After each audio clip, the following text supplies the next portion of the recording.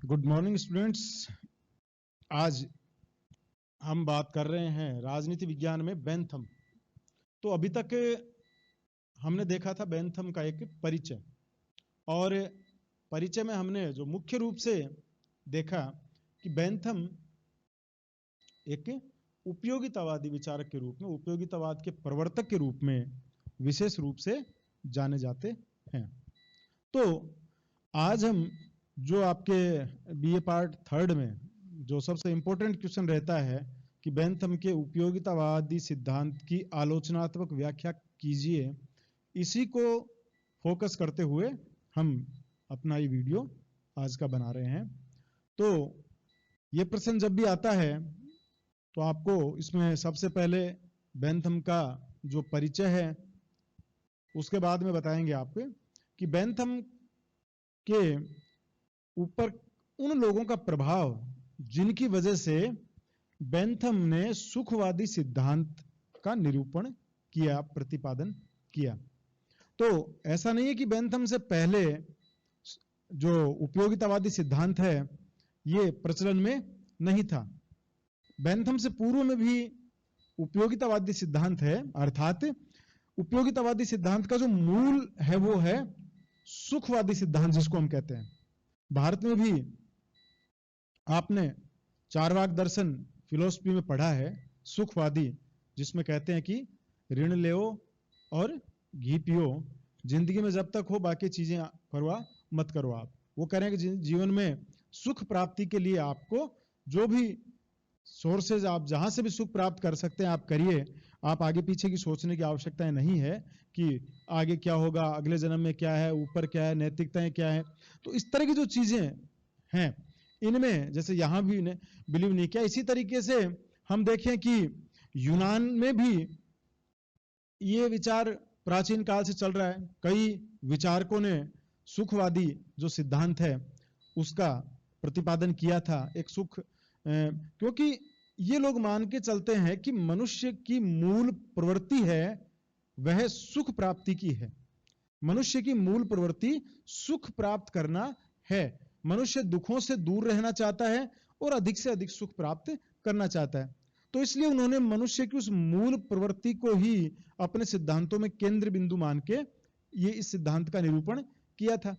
तो आपने इससे पूर्व में जैसे यूनान की यदि हम बात करें तो यूनान के प्राचीन विचारकों में एपिक्यूरस नाम आपने सुना हो। एपिक्यूरस थ्योरी जो हैप्पीनेस थ्योरी के नाम से भी जानी जाती है, सुखवादी सिद्धांत। तो एपिक्यूरस जो थे उनके सिद्धांत को भी हम सुखवादी सिद्धांत के रूप में लेते हैं, जिन्होंने ये माना था कि जीवन का सर्वोत्तम जो सद्गुण है वह सुख है। सद्गुण का मतलब वो ये मान के चलते थे कि जिस कार्य से सुख मिल गया इसका मतलब वो कार्य गुणी है, वो कार्य बिल्कुल सही है। तो प्राचीन यूनानी विचारकों को बेंथम ने खूब पढ़ा और उसमें पढ़ने के बाद में उनमें विशेष रूप से उन्होंने सुखवादी जो विचारक थे उनकी थ्योरी को पढ़ा और उसके मस्तिष्क में बिल्कुल यह बात एकदम बैठ गई कि निश्चित ही सुख एक ऐसा गुण है, सुख एक ऐसा बिंदु है जिसके पीछे हर व्यक्ति भाग रहा है। हर व्यक्ति है वो दुखों से छुटकारा पाना चाहता है। तो ये चीजें उन यूनानी विचारकों को पढ़ पढ़ के उनके विचारों में आती रही। उसके बाद में मैंने आपको पूर्व में भी बताया था कि जब वो एक बुक पढ़ रहे थे तो उसमें एक राइटर थे हचेसन के नाम से, उसमें उन्होंने एक वाक्य का एक अंश उन्होंने पढ़ा और वो अंश था अधिकतम व्यक्तियों का अधिकतम सुख। और यहीं से यह चीज उसे, बेंथम को इतनी अधिक पसंद आया यह वाक्य कि उनको लगा कि वो जीवन में जिस तरफ जाना चाह रहे हैं, जो रिसर्च करना चाह रहे हैं, उसका मूल वाक्य उन्हें मिल गया। ऐसा उनको महसूस हुआ और उसके बाद में उन्होंने उसी, मतलब एक तरीके से सामूहिक सुख यहां दिखाई देते हैं। मतलब सीधा सा यहां ये माना गया कि जिस प्रकार व्यक्ति के लिए जो सुख है वो व्यक्तिगत सुख है, ऐसे ही राज्य भी ऐसे ही कार्य करे जिनसे अधिकतम व्यक्तियों को अधिकतम सुख मिल सके। अर्थात राज्य के कार्यों की कसौटी एकमात्र यह हो, वो देखे कितने व्यक्तियों को किस प्रकार और कितना अधिक सुख मिल रहा है। ज्यादा व्यक्तियों को ज्यादा सुख मिलता है, वह कार्य नैतिक है, यह सुखवादी विचारक मानते हैं। और ऐसा ही हचेसन ने माना। तो हचेसन और प्राचीन जो सुखवादी यूनानी विचारक थे, इनका प्रभाव बेंथम के विचारों पे पड़ा। बेंथम ने इनको पढ़ा। तो ये तो एक सामान्य, यदि हम देखें कि बेंथम के अंदर जो सुखवादी विचार हो कहां से आते हैं, तो आप एपिक्यूरस के बारे में बता सकते हैं, आप हचेसन के बारे में बता सकते हैं। अब बात करें कि चूंकि बेंथम से पूर्व में जब इस तरह के विचार आ चुके थे, उसके बावजूद भी बेंथम को ही उपयोगितावाद का प्रवर्तक क्यों कहते हैं? तो इसका आपको पूर्व में बताया गया था कि ये जितने भी सिद्धांत थे, जो सुखवादी सिद्धांत थे, वो बड़े अस्पष्ट थे, बिखरे हुए थे और एक व्यवस्थित तरीके से नहीं थे कि जिनको बस जैसे थोड़ी बात कह दी फिर उस सिद्धांत को छोड़ दिया, उसकी पूर्व का आगे का इस तरह की ज्यादा चीजें नहीं थी। तो एक इन सारे सिद्धांतों को लेकर और फिर अपनी स्वयं की धारणा उसमें एक वैज्ञानिक तरीके से, एक मनोवैज्ञानिक जो बिंदुओं के अंतर्गत दृष्टिकोण को उसमें डालते हुए बेंथम ने इस सारे सुखवादी सिद्धांत को व्यवस्थित क्रम में अरेंज किया। ठीक है, उसकी व्याख्या कैसे की? बिल्कुल एक सिस्टमेटिक तरीके से उन्होंने व्याख्या की कि सुख और दुख क्या है, सुख और दुख है उनमें नैतिकताओं का क्या लेना देना होता है, सुख और दुख है तो मैंने बताया कि एक सिस्टम उन्होंने बताया कि ये सुख दुख है, ये किस प्रकार, जो अपन अभी डिटेल से बात करेंगे। फिर उनका स्रोत तक उन्होंने बताया कि सुख दुख के स्रोत क्या है, सुख दुख है वो किन किन चीजों से निर्धारित होते हैं। इन सारी चीजों पे एक व्यवस्थित तरीके से बेंथम ने अपनी पुस्तक लिखी, उसमें उन्होंने उन सारी चीजों को व्यवस्थित क्रम में लिखा और इसी कारण बेंथम को उपयोगितावाद के प्रवर्तक के रूप में या प्रवर्तक का जो दर्जा है वो प्राप्त हुआ। ठीक है, समझ गए आप इस चीज को कि पूर्व में सुखवादी विचार थे किंतु वे बिखरे हुए थे, अलग अलग विचारकों द्वारा आधे अधूरे रूप में उनको प्रकट किया गया था। लेकिन बेंथम ने पहली बार उनको एक सुव्यवस्थित तरीके से, एक सिस्टमेटिक तरीके से उन्होंने उनकी व्याख्या की, मनोवैज्ञानिक दृष्टिकोण से उनकी व्याख्या की और उनको बहुत अच्छे से एक तरीके से आप कह सकते हैं कि संहिताबद्ध जो किया। और यही कारण है कि जो उनको हम बेंथम को उपयोगितावाद का प्रवर्तक कहते हैं। ठीक है, तो एक तो यह बात हुई। अब हम बात करें दूसरी बात कि उपयोगितावाद आखिर है क्या, किसे हम उपयोगितावाद कहते हैं। तो जैसा कि अभी अपन ने बात की थी कि उपयोगिता का सीधा सा अर्थ है कि उपयोगिता वस्तु का वह गुण है जो व्यक्ति या समुदाय को लाभ प्रदान करती है। मतलब वस्तु का वह गुण जो समुदाय या व्यक्ति को लाभ प्रदान करता हो, सुख प्रदान करता हो, उसके कल्याण का कारण बनता हो, या कल्याण का तो सुख सृजन यदि कहीं से होता है, सुख की उत्पत्ति होती है, ठीक है, उसके लाभ की उत्पत्ति होती है किसी भी कार्य से, किसी भी क्रियाकलाप से। तो ऐसे समस्त क्रियाकलाप जो व्यक्ति के लिए उपयोगी हैं, सुखदायक हैं, सुख के सर्जक हैं, सुख का सर्जन कर रहे हैं, ये सारे तो उस कार्य का या वस्तु का जो यह गुण होता है, यह उपयोगी या उपयोगिता कहलाता है। तो व्यक्ति के लिए जो हितकारी है, सीधा सा है, आप इसको सीधे अर्थों में ले लीजिए कि व्यक्ति के लिए जो कार्य हितकारी है, जो उसके हित में है, और हित में क्या होगा, जो उसे सुख प्रदान करता है, जिसमें उसका भला छिपा हुआ है, जिससे उसे आनंद की अनुभूति होती है, वही उसके लिए हितकारक है। समझ गए आप इस चीज को? तो इस तरह ये कार्य जो व्यक्ति के लिए हितकारक हैं, तो व्यक्ति के लिए भी, और बेंथम कहता है कि राज्य के लिए भी या समुदाय के लिए भी जो हितकारी है, वही कार्य उपयोगी कार्य है। तो ये जो उपयोगिता का सिद्धांत उन्होंने किससे ऐड किया है? सुख और उपयोगिता को एक तरीके से एक दूसरे का पूरक इन्होंने माना है।